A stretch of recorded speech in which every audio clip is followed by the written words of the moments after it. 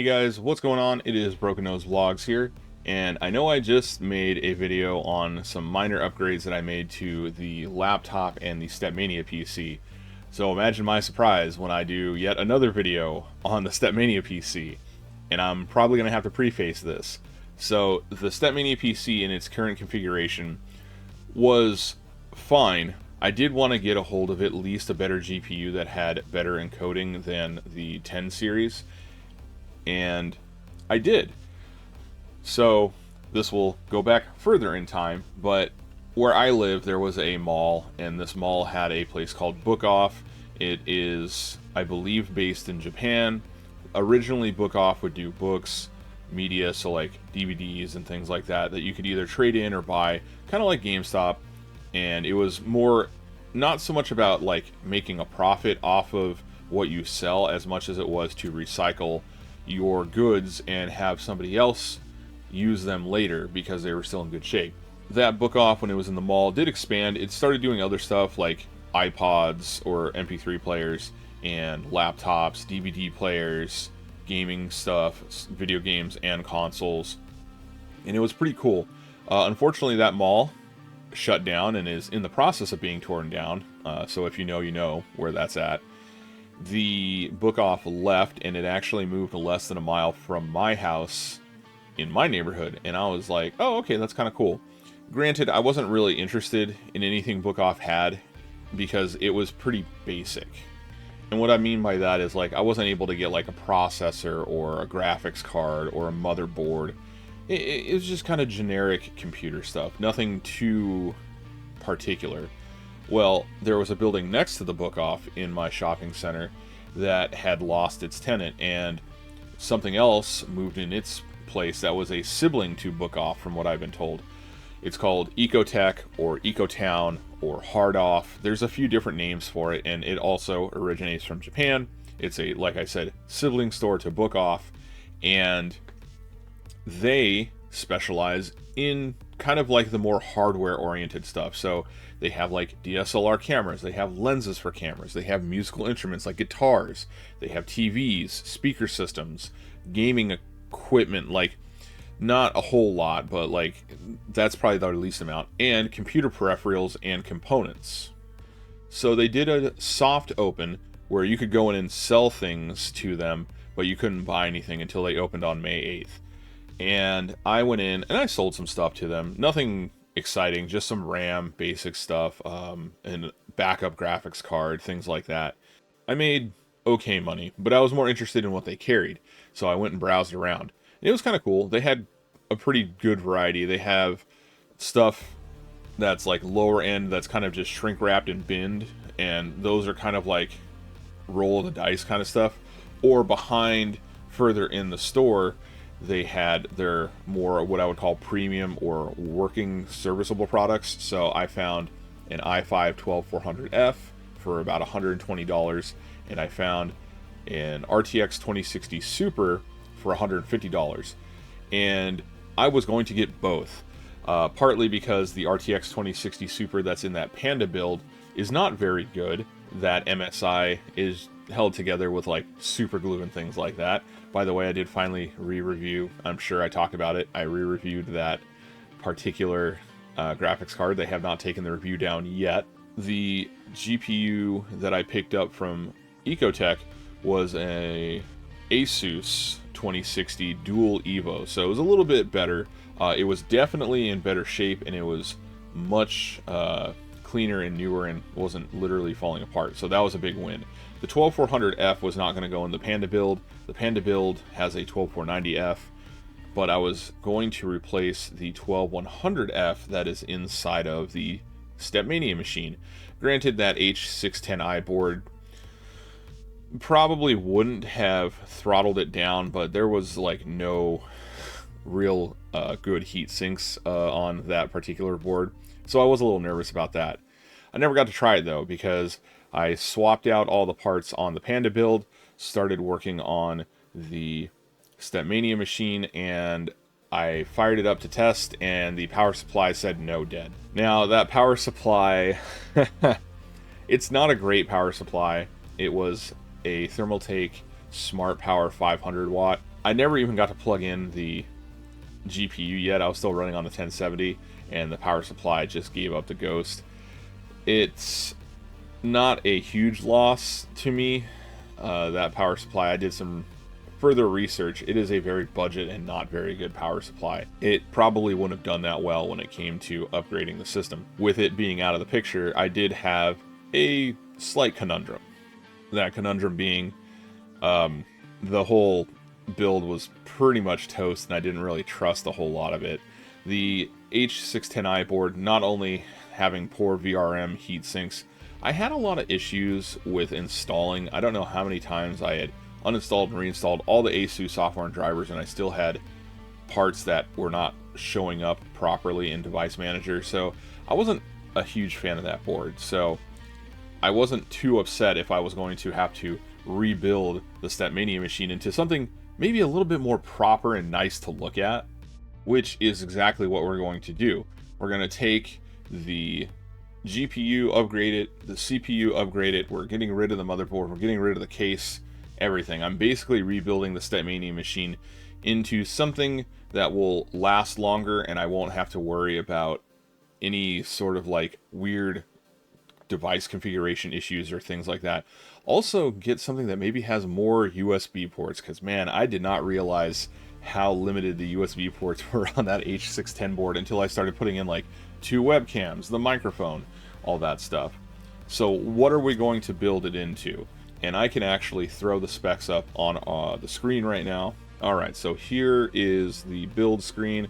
The old build will be on the left, the new build is going to be on the right. So if we take a look at the old build, our CPU was an Intel i3-12100F, and it had an Intel Laminar RH1 CPU cooler on there. GPU was an NVIDIA GTX 1070. We had 16 gigabytes of Corsair LPX DDR4 3000 RAM. The motherboard was an Asus H610i Prime DDR4 version. We had a 1 terabyte NVMe M.2 drive. The PSU was the Thermaltake Smart Power, or white certified 500 watt PSU, and then we had our very special NZXT H210i that had those custom built airflow holes that somebody had drilled into. Overall, it got the job done, but we're going to be just kind of bringing it up a notch here. So our new build will be an Intel i5-12400F. We're going to keep the CPU cooler. I don't see any reason to not use the RH1. We'll be using the MSI NVIDIA RTX 2060 Super. We're going to keep the same RAM. Our new motherboard is a motherboard I've used before. It's going to be an Asus B760M AYW Wi-Fi D4 version 2, D4 standing for DDR4. This is the same motherboard that I have in the Panda build. I actually really like this particular motherboard. We are going to keep the same M.2, which I believe is a Silicon Power NVMe drive. Our PSU is going to be an Lian Li RB 550 watt PSU. This comes from my local micro center. I did some looks into it. It seems like a pretty good budget power supply. The case, Newegg had the Montage King 15 Pro, which was normally about $100 some odd, and Newegg I think had it discounted down to about $80. They had it on a doorbuster special over the weekend for $50. So I ended up picking up a black Montage King 15 Pro for our CPU case. So now that I've yapped forever about what we're going to be building, we're actually going to take a look at the components really quick before we start our little build montage and putting it together and firing it up, because I haven't seen some of this equipment. Like I said, I'm really excited to take a look at the Montage 15 case, so let's take a look at the case before we start building the thing. Let's take a look. Alright, so I have basically stripped this case down just to its frame, because I was actually kind of curious about it. And I will say, it is pretty interesting. You have your fans already pre-installed, but let's spin this around really quick. I'm not actually going to do the build in here, but this has some of the best lighting. So your power supply goes up here. It mounts basically vertically, and then you have this power cord. You won't be able to see it because it's so dark. Goes inside of there. The motherboard tray, this swings out for, I'm assuming, You can install drives there. Cable management, you have a very nice little built-in hub right up here. I have already, like I said, stripped it all the way down, but I do have the glass and the mesh that goes on the top. The interesting thing about that actually is this is all toolless. Like, these are all just the socket holes and everything like that. I don't know if you'll be able to see it, but even on the front here, these are all just socket holes. Everything just pops on. So that is kind of neat. I'm very used to taking them apart with screwdrivers and stuff like that. You can see like the curvature here, the glass does the same thing over here. So I'm kind of excited to build in this. This looks like a very interesting setup. I will say I double checked to see if it would sit where the other tower did. It just barely fits. So I am glad I didn't go with anything bigger than this. But I am going to set up and we will do a quick little build montage and then we'll fire it up and see how it goes.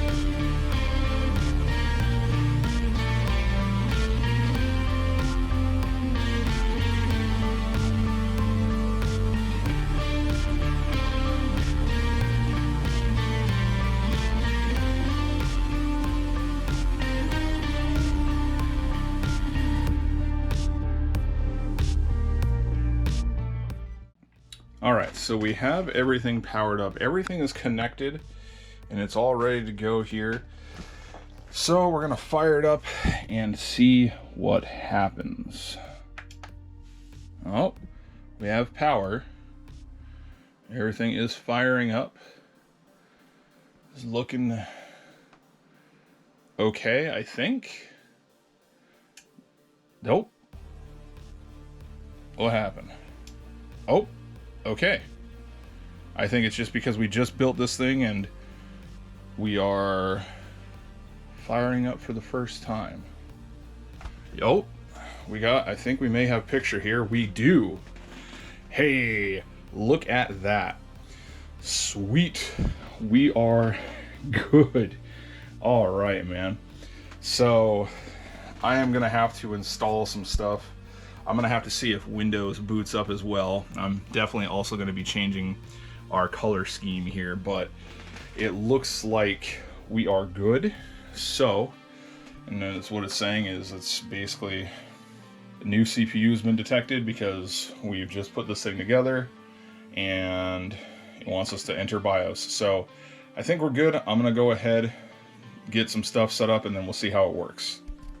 All right, well, it is up and running. I got everything a nice kind of turquoisey blue.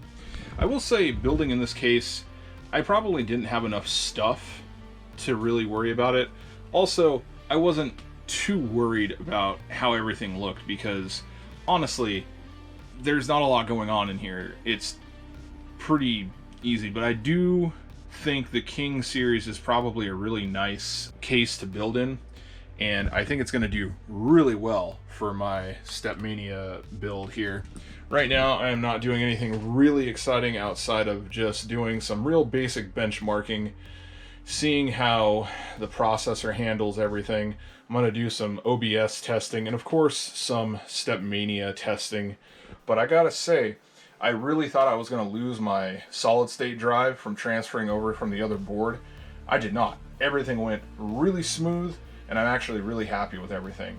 So I gotta give props to this whole build being a little nerve-wracking because I didn't know if it was actually going to work, and it working, going off without really that big of a hitch. The only problem that I had really was with the drivers. I was having some issues installing, which I do believe I had similar issues when I built the Panda PC using this same board. But the Wi-Fi is up and running. I'm going to do some benchmarks on Wi-Fi, see how the speed goes, make sure I can do my streaming with this setup. I'm really happy though. Everything went really well, and I don't think I'm gonna have anything to worry about.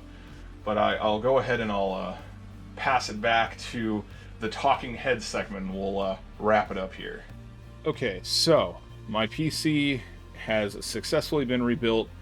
The biggest thing that I was worried about was that solid-state drive not accepting its new home inside of that new motherboard and new CPU and new GPU. Literally the only thing that was the same was the RAM. And outside of some PIN and password teething issues, everything actually took fine. I haven't had any issues with it. I did some 3D Mark benchmarks just for fun. I'm not going to show them. The thing is performing adequately. I'm not going to overclock it. It doesn't need that. I'm using the 2060 Super because it has a better encoder versus the 1070. The system looks like it's running just fine. I ran Stepmania on it, and I did not see any sort of lag, or I didn't have to do any recalibration when it came to the audio-video lag.